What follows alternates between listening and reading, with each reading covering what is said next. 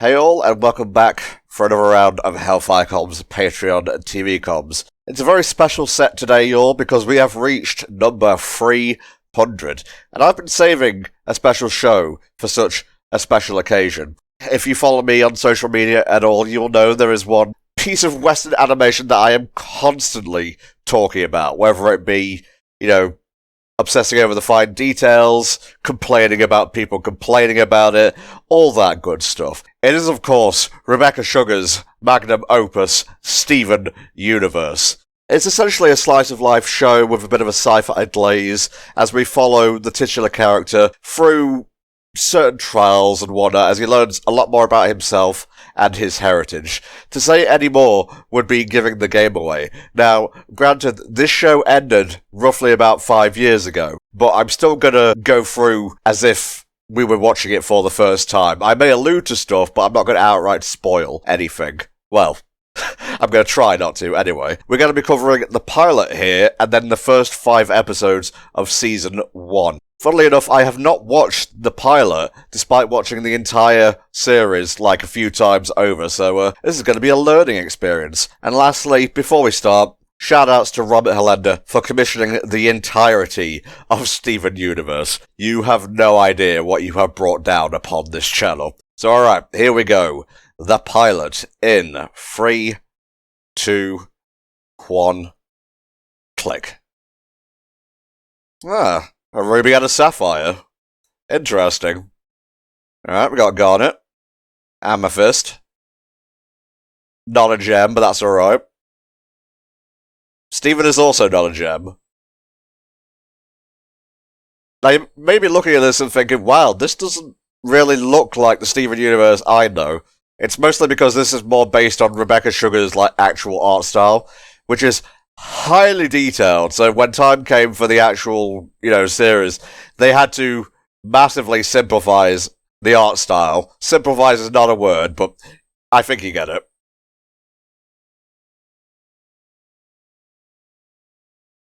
Oh man, Pearl sounds so different compared to the main series.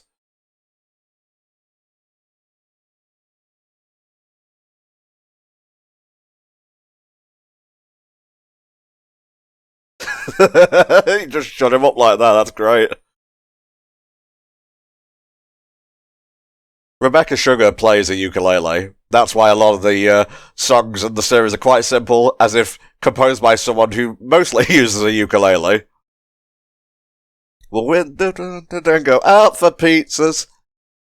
Fun fact, this song was reused for the extended opening in Season 2. I'm going to save all my voice acting training for when we get into the series proper.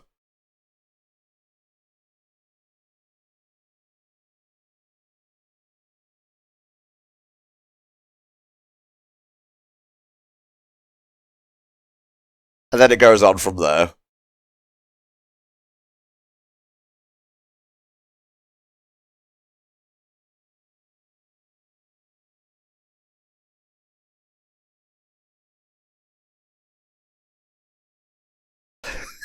Pearl would never make fun of Steven. She'd call him obnoxious, but she wouldn't make fun of him.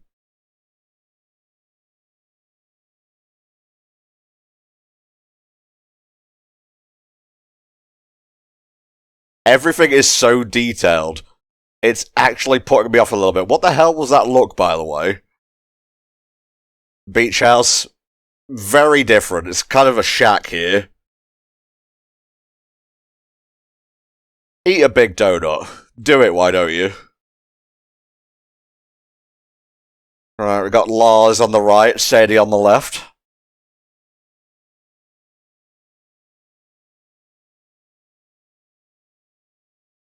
The dog nut.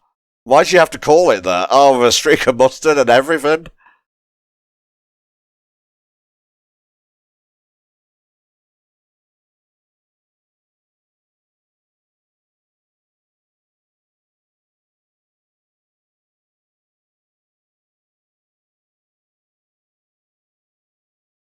How are you even supposed to respond to that?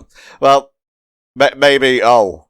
Yeah, you should have said that, Steven. Oh, that was a great comeback. Oh god, what's happening? 2 bags. Fucking got his ass. Saying he loves it.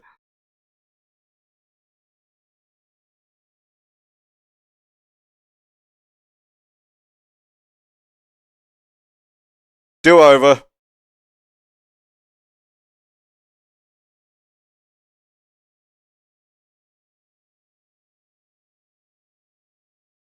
Fucking damn.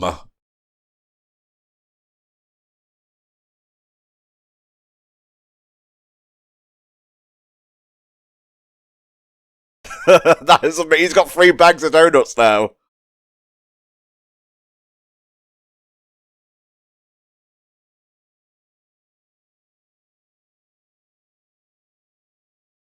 The art style's really putting me off, I gotta say. I couldn't have taken the series if it was like this all the time.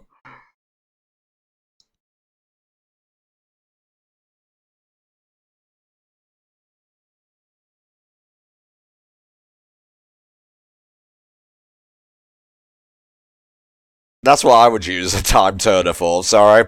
It's not a time turner, it's a time travel doohickey. Oh no.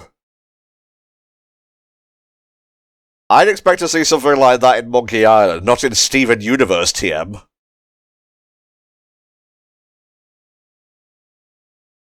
Oh.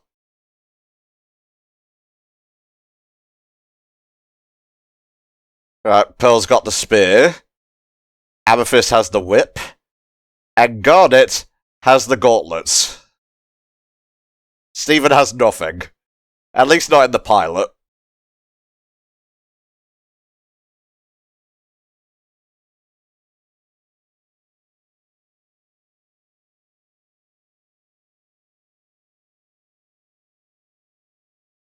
It's real easy to see why this got picked up. You know, the concept of the gems in general, just... It's kind of like Adventure Time, but its own thing at the same time, you know? Funnily enough, Rebecca Sugar did work on Adventure Time.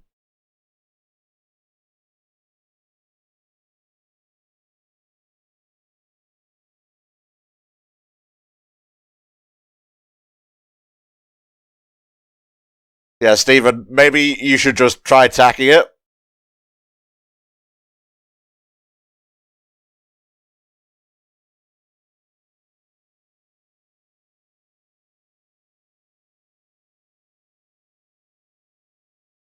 Oh!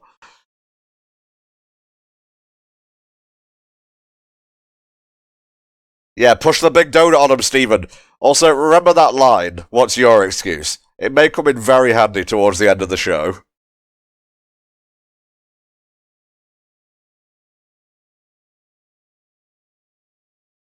Goodbye.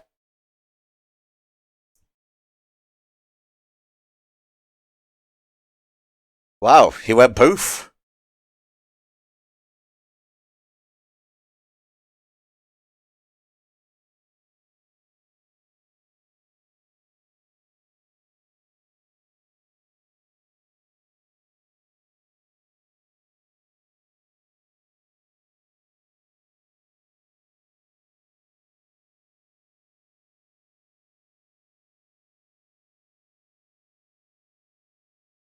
Yeah!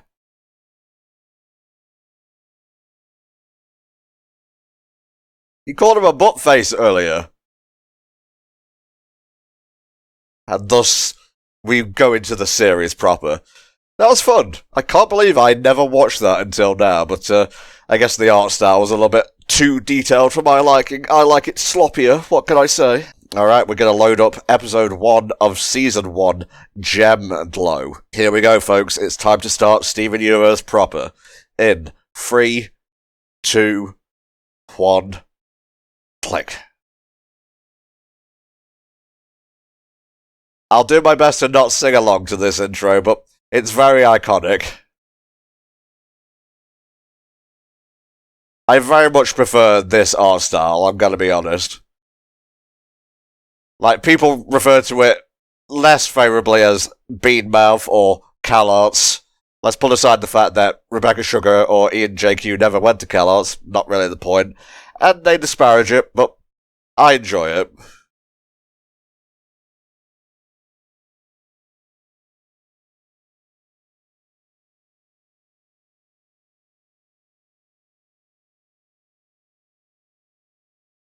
Oh no.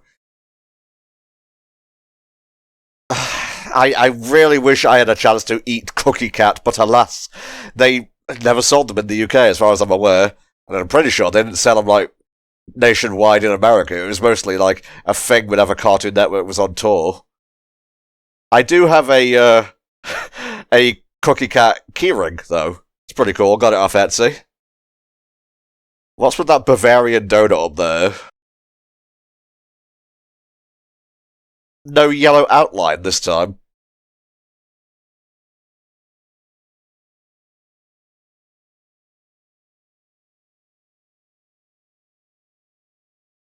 I have seen so many YouTube poops using that clip.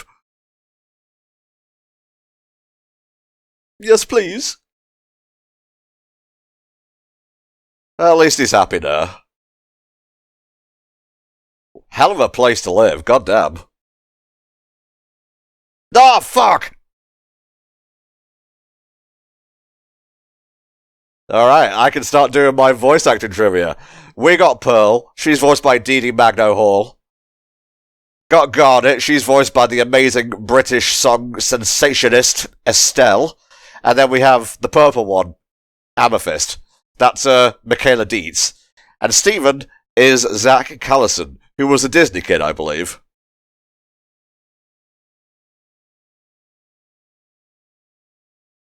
Yeah, but they spit acid, Steven. Look at that.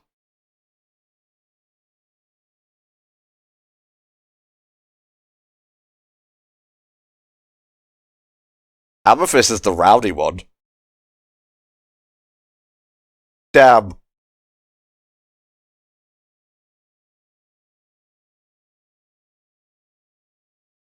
Are you gonna take care of that one? Yeah, there we go. I'm not really sure why snapping its neck took it out, mostly because it doesn't have a skeletal system. Ooh. I see a little shiny ring back in there. Keep it in mind.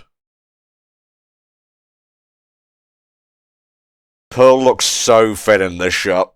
Granted, she's thin most of the time. Iconic shot here.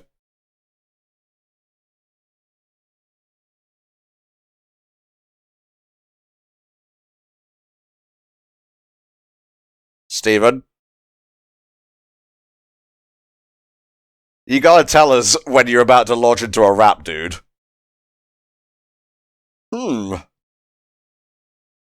Cookie Cat. He's a friend for your tummy. Oh, sorry. I always confuse friend with pet.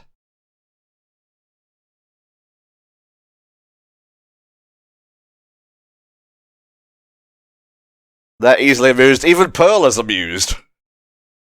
But yeah, keep that in mind as well. It may contain more lore than you realise. Delish. Stephen, you're glowing. Whoa!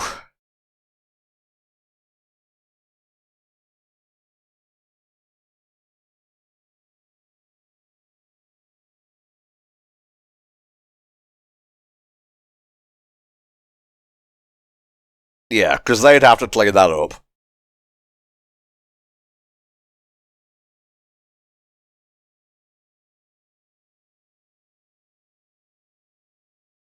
It's time to explain concepts. This isn't the pilot, but it is technically a pilot, I guess.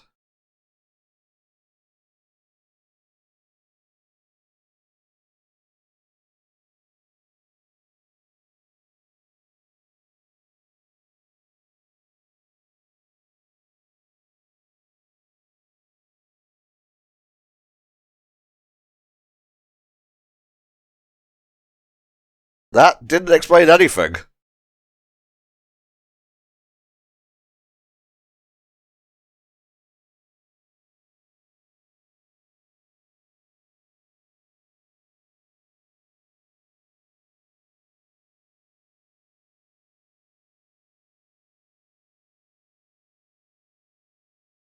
Amethyst more of a do than a think, you know?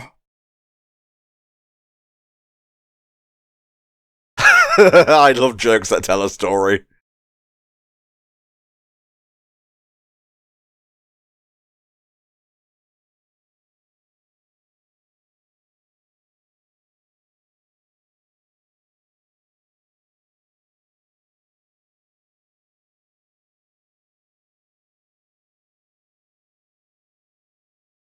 Yeah, I think that's a little bit beyond Stephen. No offense, Stephen.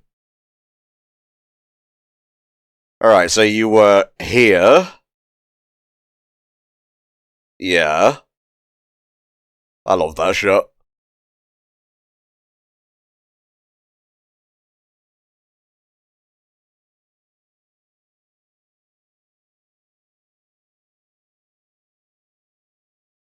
Perfect. There's that ring again. Oh wait, if Cookie Cats have been discontinued, that means he has a limited supply left.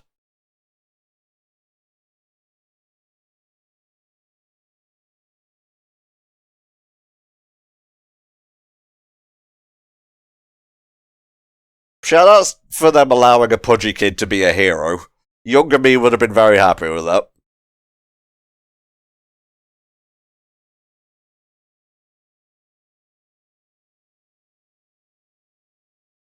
Nod.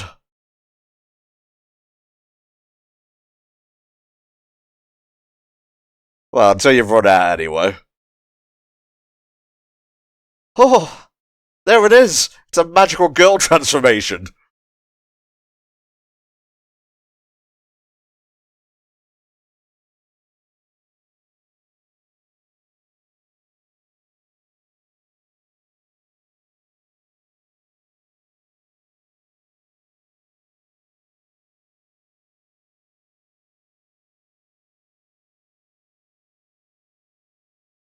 Doubt. Oh no. Is that the mom? Oh, I think it is.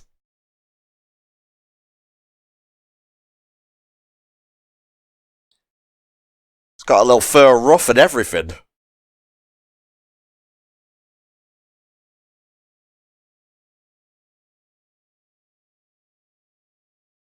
Can't believe I even commented on the music yet.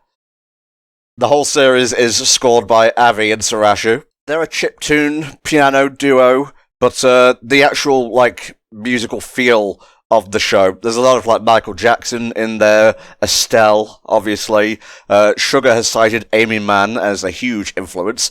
I believe she voices an upcoming character. I can't name them right now, but you probably know who I'm referring to. And yeah, all the characters have leitmotifs, which are represented by different instruments. Like Pearl has a piano, Garnet is a synth bass, Amethyst has a drum machine with electric bass and synths, Steven has chiptune tones. And they can change depending on the situation and whatnot.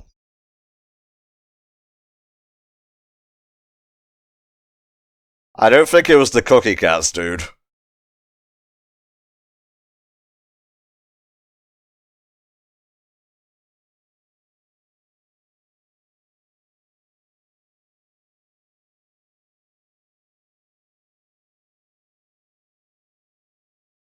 The last two.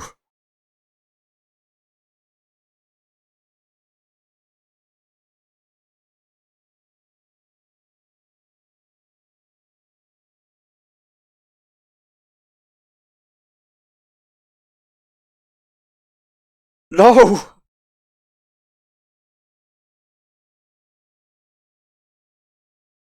That was the last thing he had.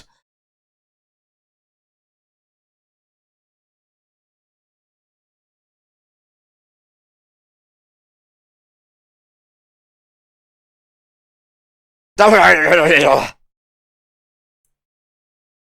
lighting is so good.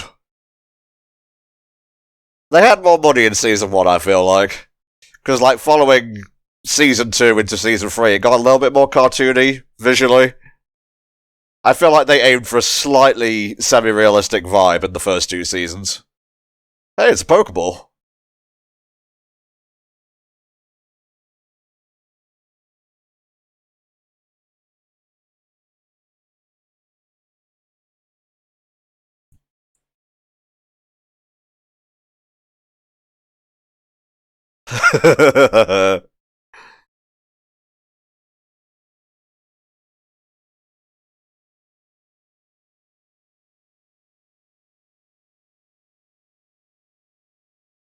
Yeah.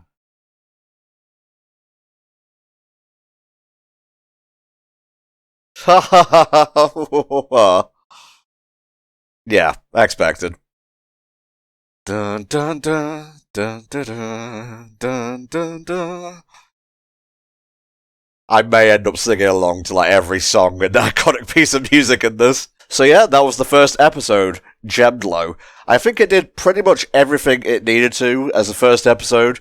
We were introduced to all the characters in very quick succession, but we still got a feel for like how they operate, especially with the whole how to summon your weapon thing. Amethyst very much lives in the now, so she can just pull out her whip whenever she needs it. Pearl is very detail focused. She's a little bit of a stick in the mud, honestly. That's why she went through all the motions that she did. And God, it's kind of a combination of the two. A fusion, if you will. And yeah, just a quality first episode. It's definitely one of my favourite first episodes for sure. Alright. Episode 2. It's time for Laser Light Cannon. Here we go. In 3, 2, 1, click. Just starting straight at the title card here.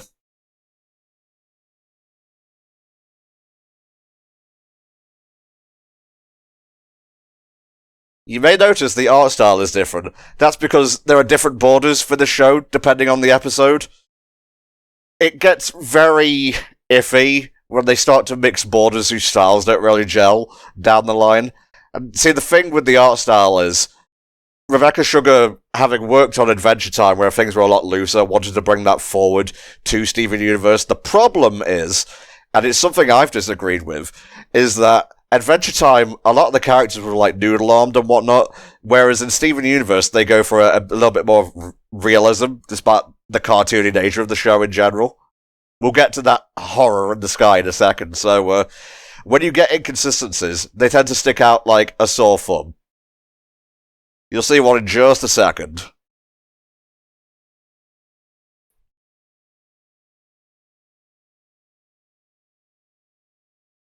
Looking like a regular show character there, Pearl. Like, dude, we're the crystal gems. Benson's gonna shatter us. But anyway, yeah, we gotta deal with this thing in the sky now, with perhaps a laser light cannon?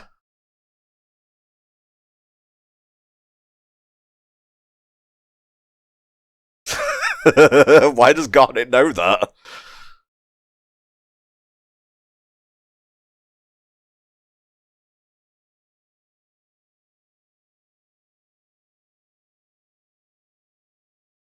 Oh, yeah, there we go.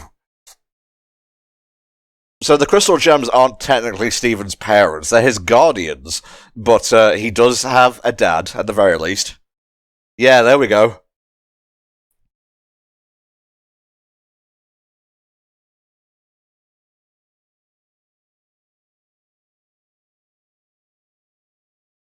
If you know Pearl's backstory, you would know how restrained that opinion of Steven's dad to Steven was. It's actually kind of amazing.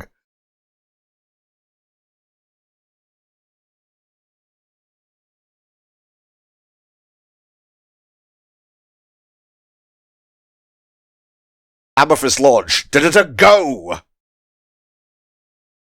Dog.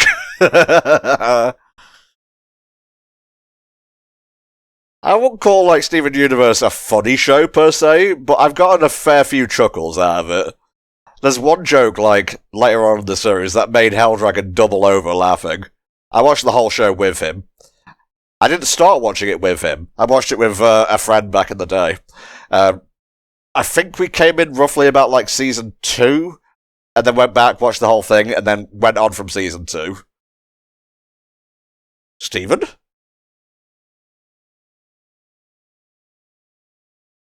Mr. Universe.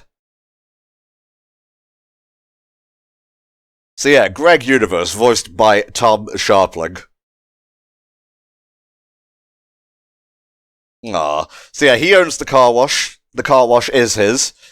He's a bit of a rocker, an aging rocker. the Crystal Gems don't have the highest opinion of Greg, but God bless him. While he doesn't live with his son, he actually did help build that beach house. Also, he financed it. They explicitly show this in the extended intro that I mentioned in the pilot, by the way.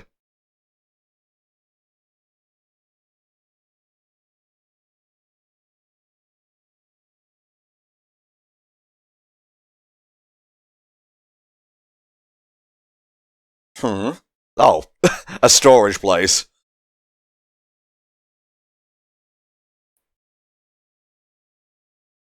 What did he mean by that?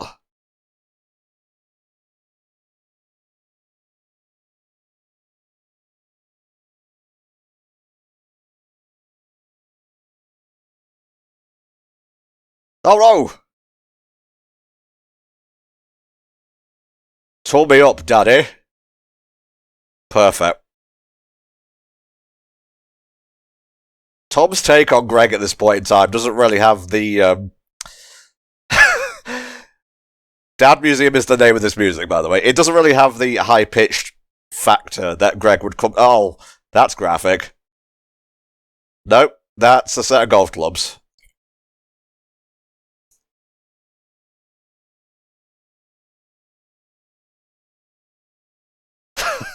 That's a very interesting joke. Nope, that's a bongo.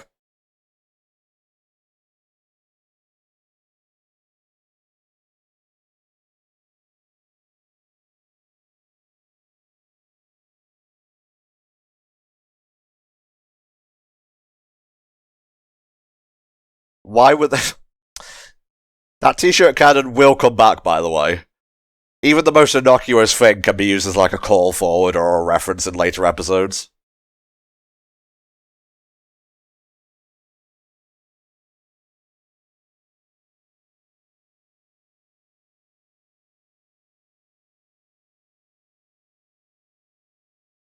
That episode is perhaps in my top 5 for season 1. It's called Story for Stephen. We'll see it near the end of this season.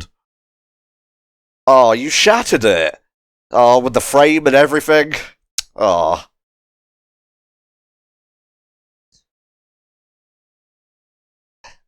It's a very interesting way of looking at life. I've tried to take that to heart. That was a Mario mushroom back there, by the way.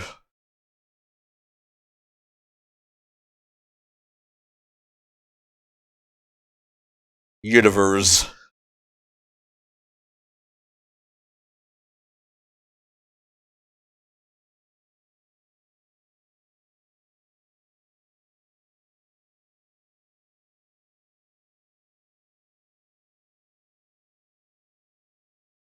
The proportions in this episode are very Adventure Time-esque, I gotta say. Who boarded this one?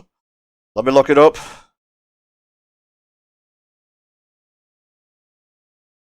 I got the episode list here.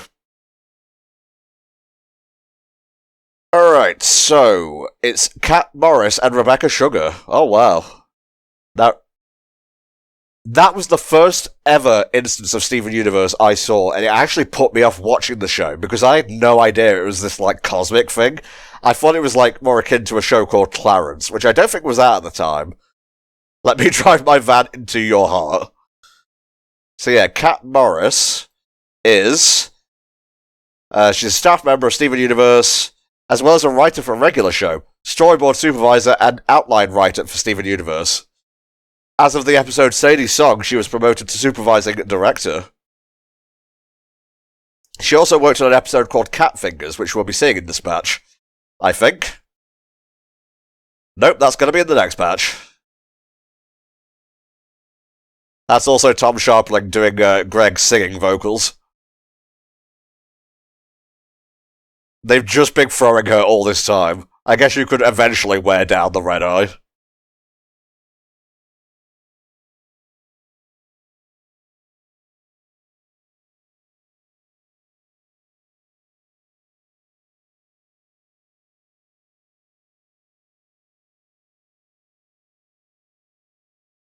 I gotta say, like, wonky character proportions aside, in this episode, the art is actually really nice. Like, look at the lighting here. Damn, Pearl.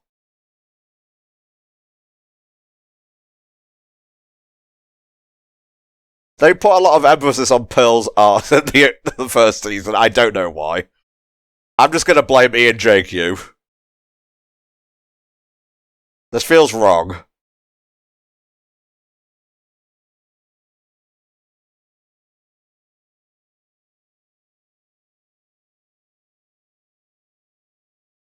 No, that's his house.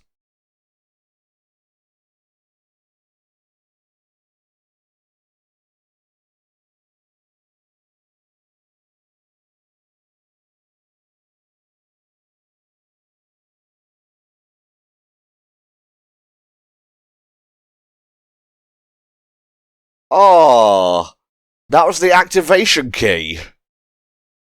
Rose really did love Greg. And look, the cannon's shaped like a rose.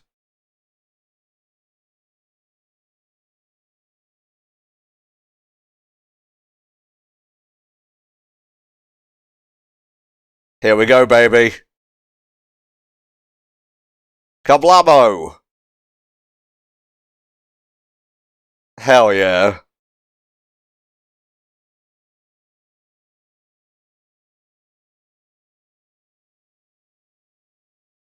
We did it, Patrick. We saved the city.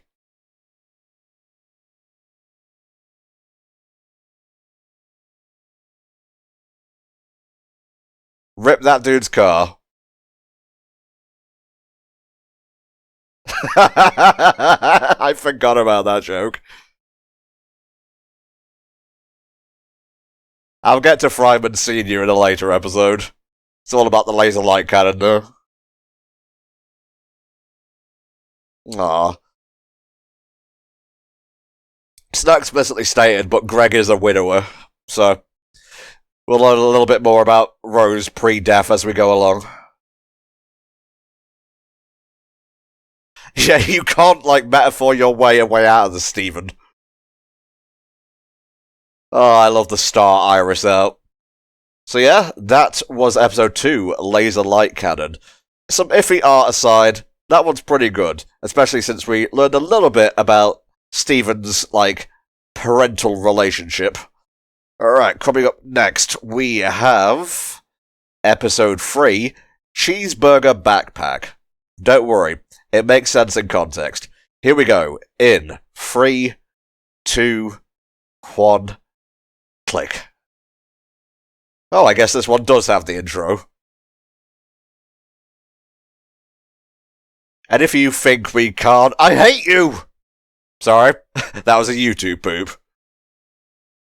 Mystery girl in the intro. Don't think we're going to get to her this time. Yeah, that'll be in the next session. Cheeseburger Backpack by Ian JQ. And someone else who I didn't get to see at the time.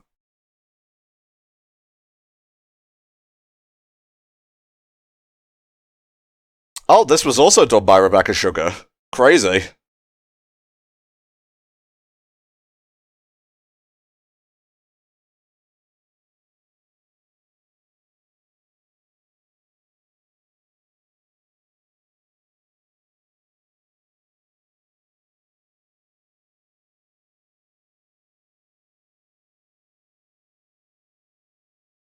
Yep, that's for me. Alright, let's have a look here. Jamie the Mailman is voiced by Eugene Cordero. That name sounds familiar. Oh, he's a comedian, I believe. Wait a minute, this dude was in The Good Place. I'm pretty sure he was in The Good Place.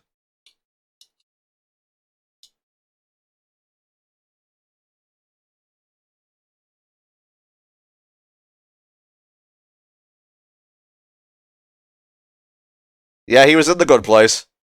What the hell happened in here? Amethyst, you look massive here. There we go. It's done. It's gone.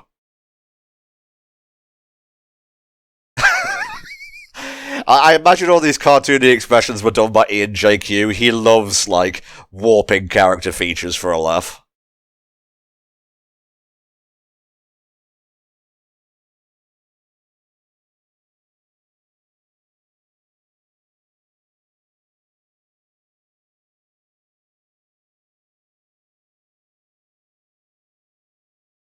This is one of those plot things that doesn't really gel with the rest of the series, at least for me.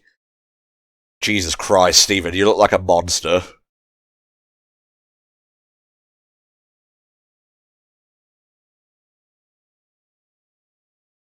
Anyway, to finish my thought about not gelling, when you learn a little bit about the Earth's history, a place for gems to, like, hang out and be themselves, besides, like, the temple here, doesn't really feel right.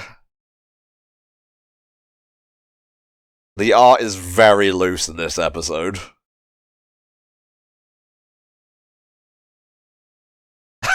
You look like a monster too, Amethyst. This is not one of my favourite episodes, but it has some cool imagery at least. Oh, why wouldn't the cheese be a pocket? I would be insulted if the cheese wasn't a pocket. Donuts. Jumper. Kite. That is clearly an N64 back there.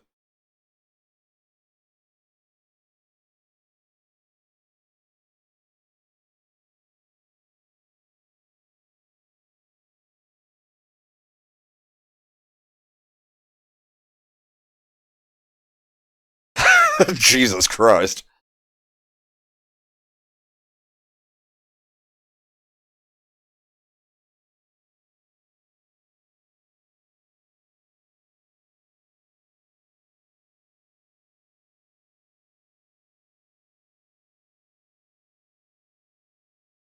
The space outside the warp is very lonely and cold. We'll come back to that.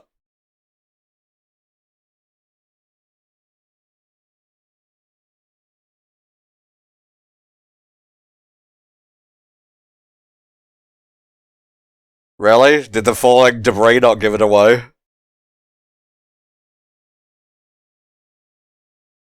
You gotta be more aware of your surroundings, dude.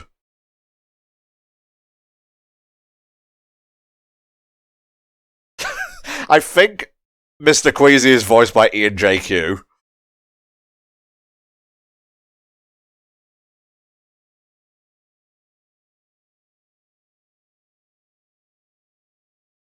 Jesus Christ.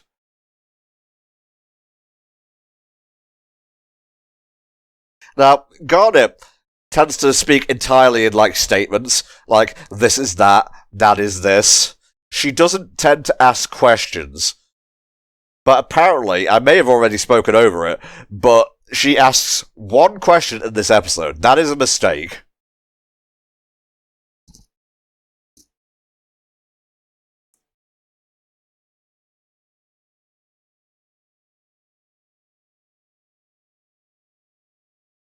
In the Steven Universe podcast, in fact, Rebecca Sugar stated that every instance of God asking a question is not canon. That could mean that this episode is either not canon or it was simply an oversight. I'm going to go with oversight.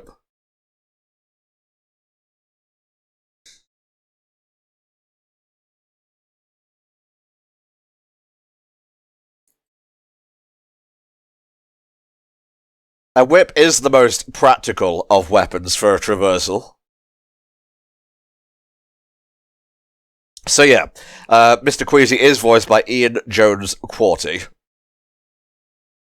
I know everything that the Wikipedia can tell me.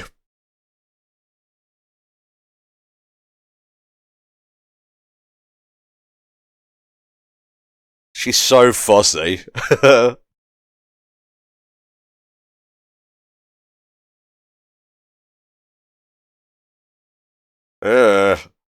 don't like those things.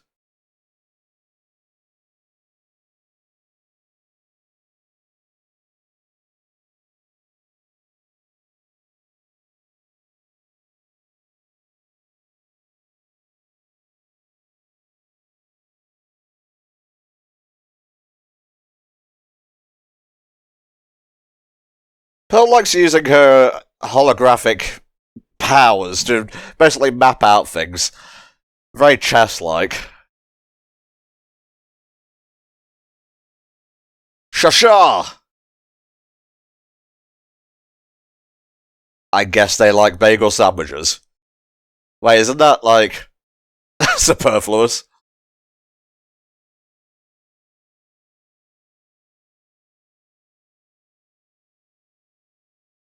That's like quite ironic coming from the second shortest crystal gem. Even more so when you learn a little bit about Amethyst's backstory.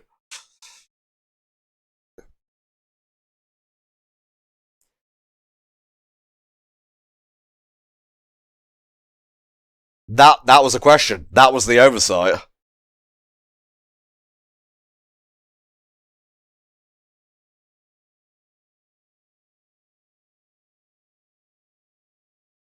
Ta-da!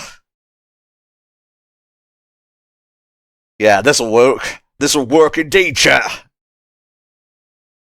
Here it goes, and there it goes. I could see that joke coming a mile away.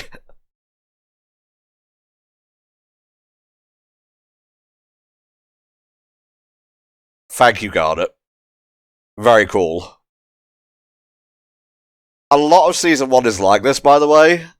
Well, at least until like episode 40 or so. Very Monster of the Week.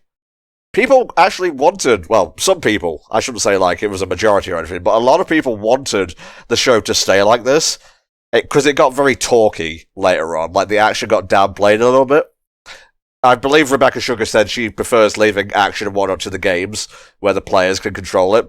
I sort of get it, but at the same time, like, I would have preferred more action in the later seasons. But we're getting ahead of each other. Or ourselves here. Oh no.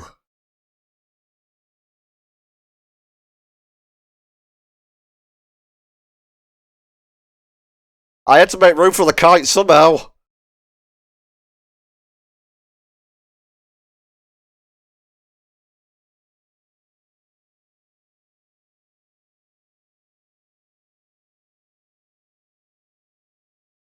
Yeah. What have you got to lose, really? Only a precious piece of gem architecture, I guess.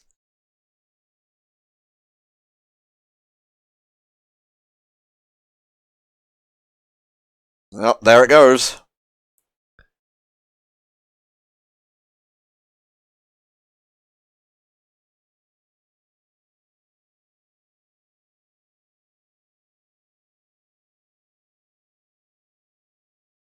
Rest in pieces, Mr. Queasy. We hardly knew ye. I mean, really, we didn't.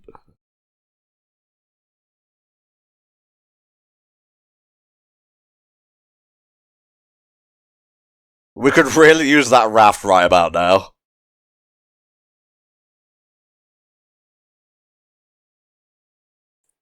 Reminded me a little bit of the Tower of the Gods from Wind Waker. And Stephen is a Wind Waker fan, as we'll see later on down the line.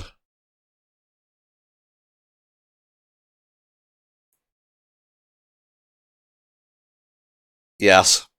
Yes.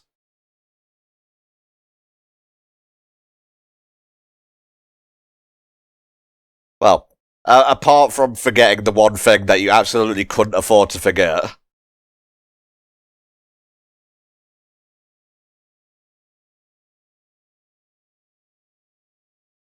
Yeah, there we go.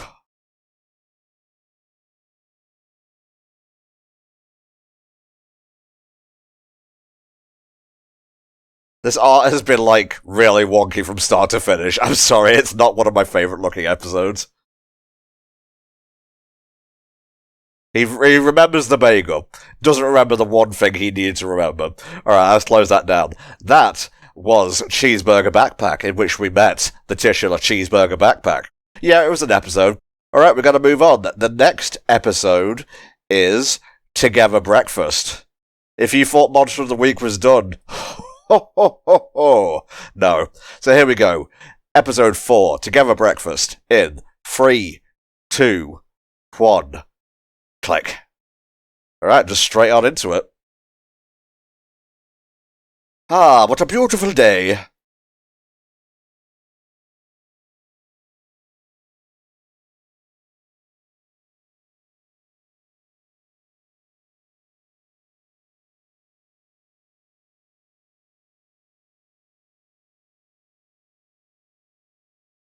Delicious.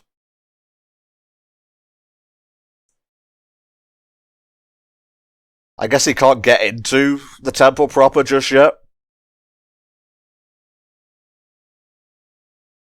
Alright, we got pancakes, I guess, American style. We got syrup, we got popcorn. It's not quite finished yet, so we put some whipped cream on there.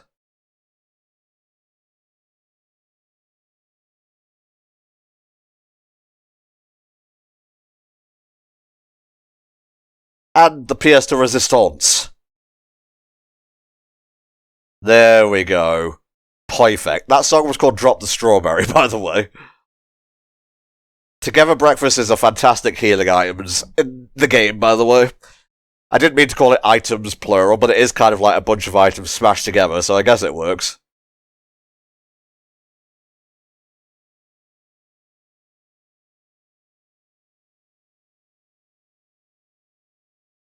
Oh, I love this.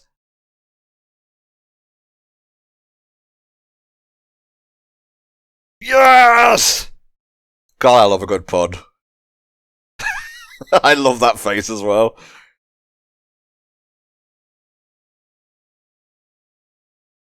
Statement after statement after statement.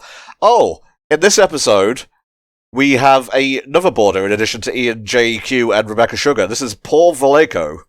He is actually one of my favourite boarders in the show. He might be my favourite boarder, actually. He tends to value very cartoony expressions as well, but I find he's matched with people who can keep up with his style. Yeah, a noteworthy aspect of his style is that the characters tend to have much livelier facial expressions. He worked on the Adult Swim series Super Jail. Oh my god! Why he Urple?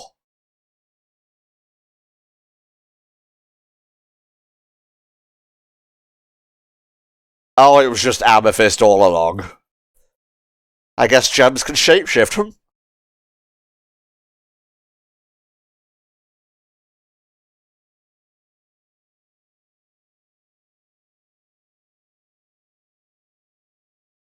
She really is like a big sister to Steven, just teasing him all the time.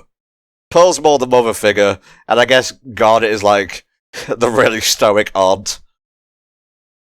I don't like how that door opens.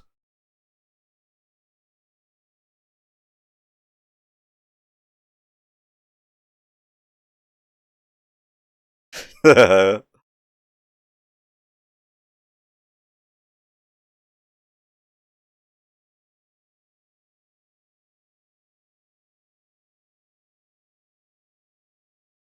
think they forgot to close the door there, because if you notice, it played the door opening sound again. That's what these commentaries are for, pointing out shit that you probably wouldn't have noticed and really don't care about. Pearl's room is so fancy.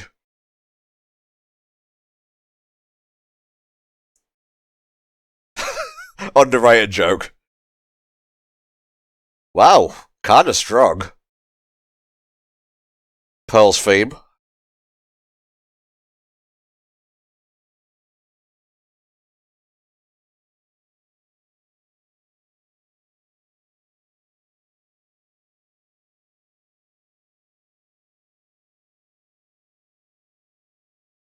Nice. Looking good. Looking good, Stephen.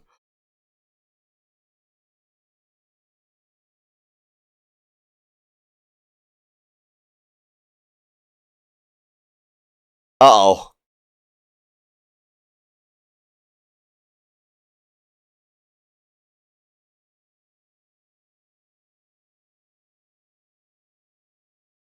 Wee! Very slow wee. God, I hope all these places are connected. Yeah, that looks like Amethyst's room, though. The rules of physics don't apply in here, I guess.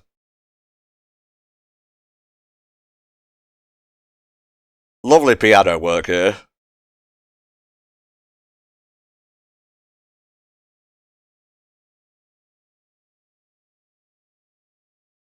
Props to him for keeping that thing stable. Yeah, here's Amethyst's room. It's just a bunch of junk, really. She likes collecting stuff. Amethyst's room. Very percussion-based. Aww. See? Big sister coded.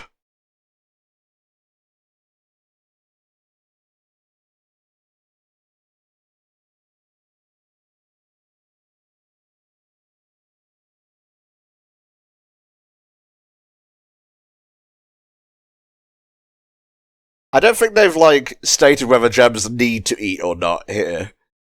I think we will learn that for a fact later on.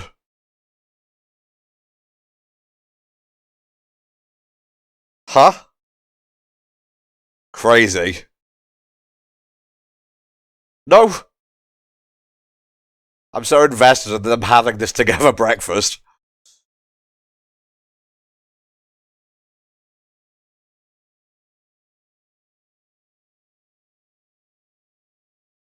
Oh my god! Ah!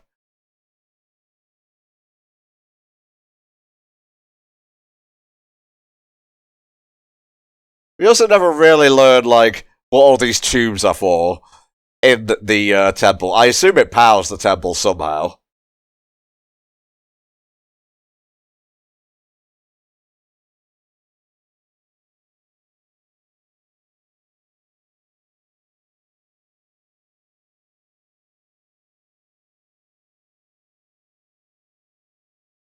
Wow. Yeah, we never really come back to the heart of the temple.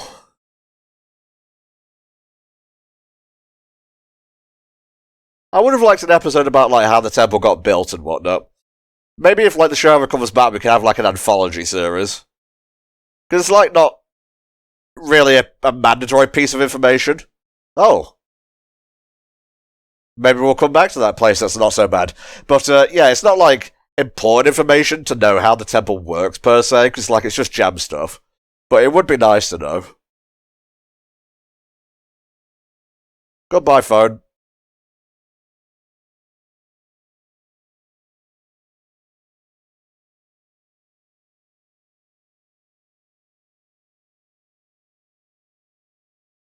Why would you have to encase it in a bubble? Hmm.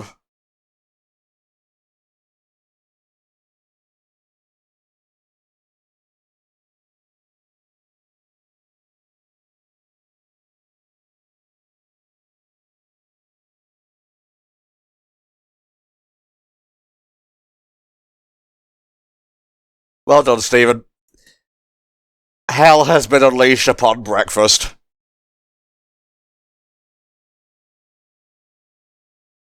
I'm surprised that worked.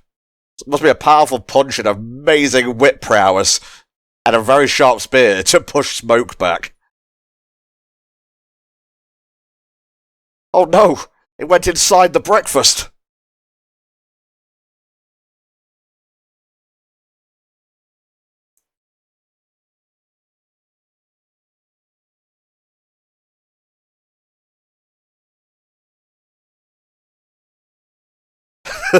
What an amazing line.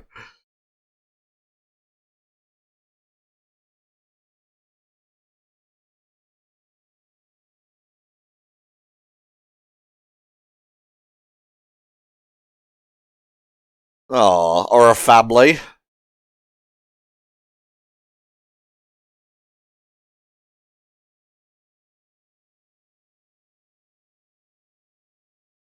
Ooh, Stephen showing off some of his strength here.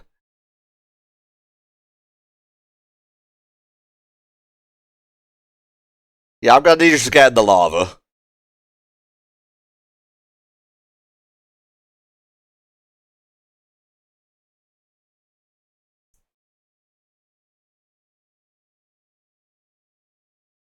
Well, thank God the brain was in that part of the breakfast.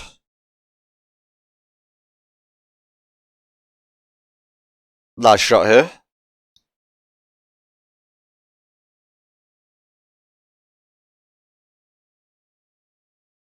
It's even more togethery than before. Drop that strawberry, ba ba ba boy.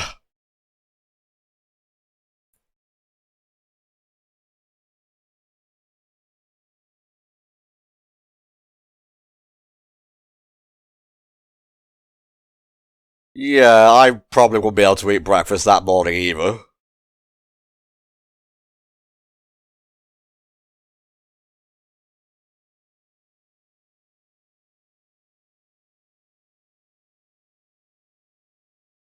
Thank you, Garnet. Oh my gosh. Pearl wanting to eat there. That ain't canon. but we'll get to that down the line. Alright, the final episode of this first batch of Steven Universe is episode 5, Frybo. We ain't done with the horror analogs just yet, y'all, so let's bring it on home. In 3, 2, 1, click. And we get the intro for this one. It's not really like a bother for me, but I kind of have to be on the ball if it shows the title card right away. One thing I don't have memorized is like who boarded each episode. I could probably tell you like certain ones, but not all of them, so let's see who did this one. Raven E. Mullesy and Paul Vallejo. They are a very cool combo. They actually did my favourite episode of the series, which is called Earthlings. It pops up in Season 3.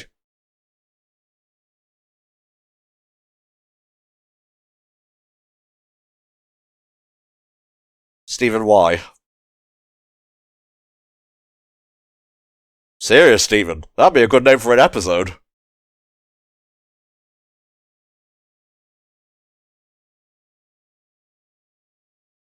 I wonder if anyone's ever, like, isolated what Pearl is saying here to get the full speech. Gem shards are very important, but I don't know if it's for the reason Pearl is saying here.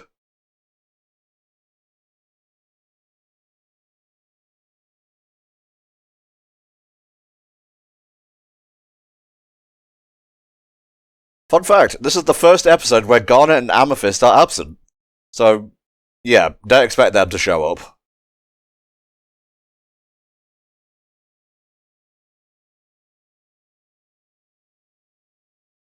It is.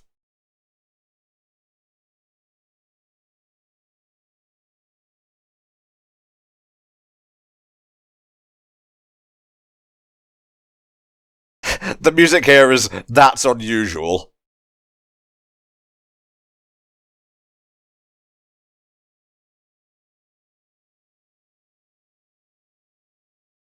Huh, a word from the composers.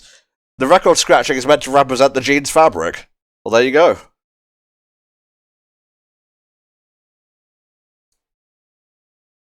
It's still like a gem shard, Stephen. Yeah, just put it in the backpack. They actually sold the cheeseburger backpack, by the way. It's a piece of, like, merch that I didn't really care for. Like, I wanted, like, figures, or, like, statues, but alas, no.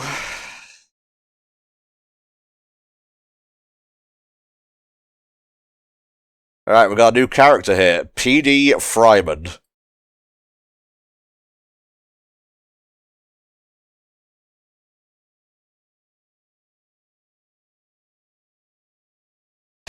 Yeah, that's important. So Atticus Schaefer voices Frybo. P.D. starts to appear less and less over the course of the series. I think his voice actor had some sort of illness that prevented him from recording a lot. Let me see if I can find something here. Yeah, he has type 4... Let me scroll down here. Osteogenesis imperfecta. Huh. He was in the middle. That's another show. It feels like they were really setting up, like, PD to be Steven's main friend, like, main human friend, but then, like, another character, who you may have already seen in the intro, showed up, and that was the end of that. I guess it's easier to just focus on one character as opposed to two. The cast will only get larger as we go along.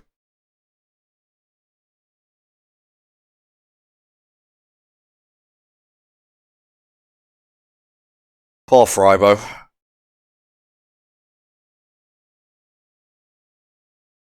Not a good idea, Stephen. You saw what happened last time when, like, the Together Breakfast possessed the Together Breakfast. I guess it healed it as well.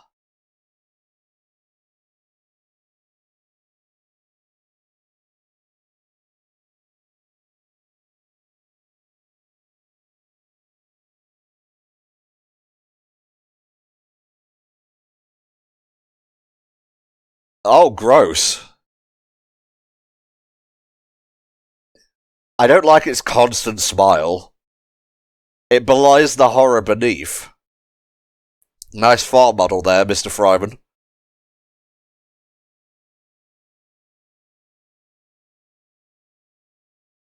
Right, Mr. Fryman is voiced by Billy Merritt.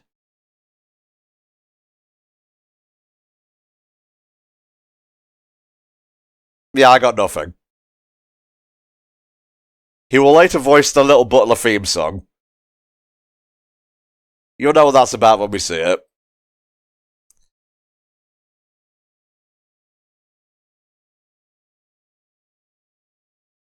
This is probably one of the most iconic bits of animation in the first series. I'm not even joking.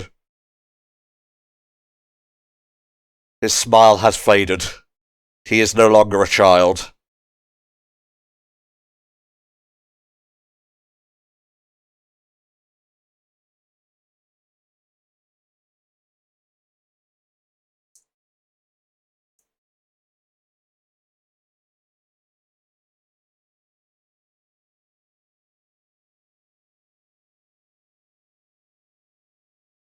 Okay, so not doing Let's Plays for a living.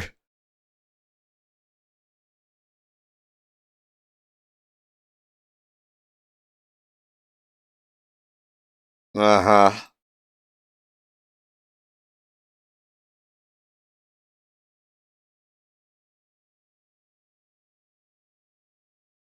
Fuck, man. How old is PD again?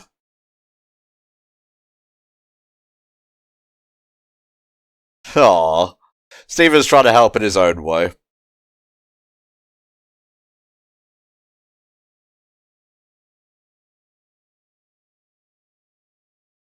Oh no.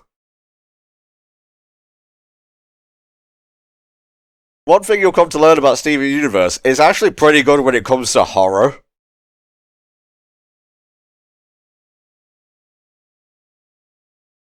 Oh, hell nah. Mr. Smiley. His smile is also gone. Would it make this any less scary to say that Mr. Smiley is voiced by Sinbad, the comedian? At least in season 1.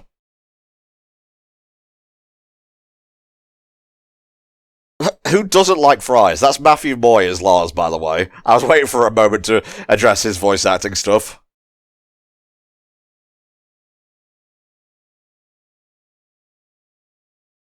It's so funny that they're so desensitized to all this gem bollocks, quote unquote, magic, that he's not even questioning how Petey is doing this.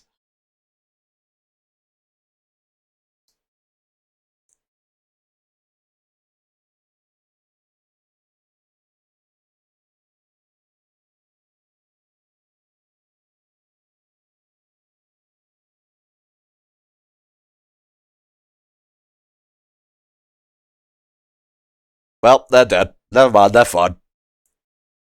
You will eat the fries?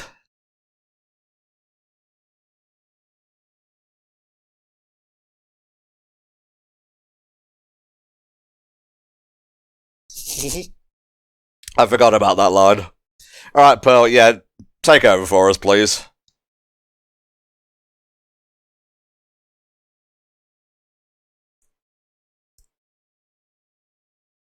It's not blood, it's ketchup and mustard.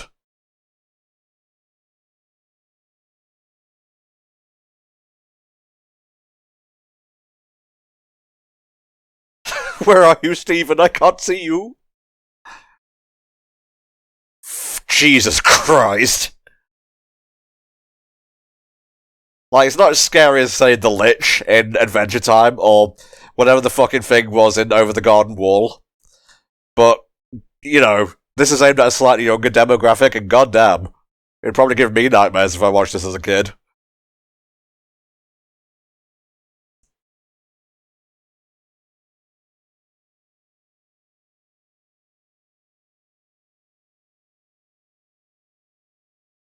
Let's fucking go. Why does it have to screech? It's inhumane, and I don't like it.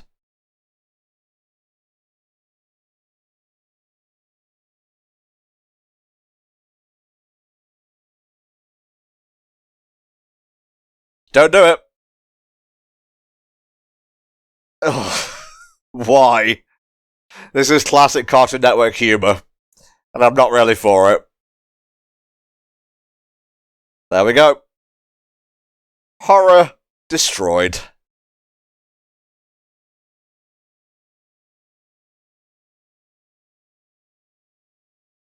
Fucking boo.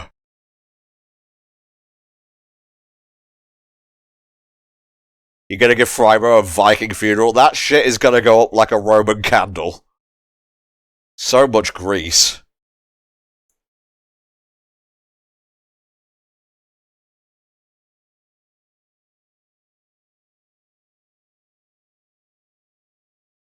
I mean, this is the first time we've seen him, so... Well, we'll have to take Pearl's word for it. Goodbye.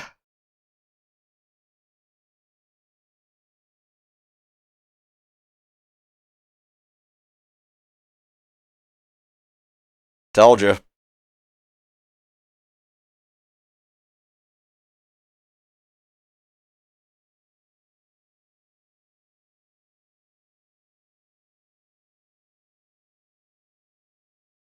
Yes! You love to see it. Fucking Steven. Such a mum. Such a mum. And there we go, guys. I got a big old smile on my face. I'm watching my favourite modern cartoon. I'm reacting to it for you. Well, I'm doing commentary. We're not a reaction channel, but whatever. I'm splitting hairs here. That was the pilot of Steven Universe, as well as the first 5 episodes of the first season. Thank you very much, Robert Hollander, for commissioning these, and I'll be back next time with some more Steven Universe and a bunch more TV comms. Fun fact, once the backlog is completed, we will be over 1,000 sets of TV comms. Lots to do, but lots to enjoy as well. See you next time. Bye-bye.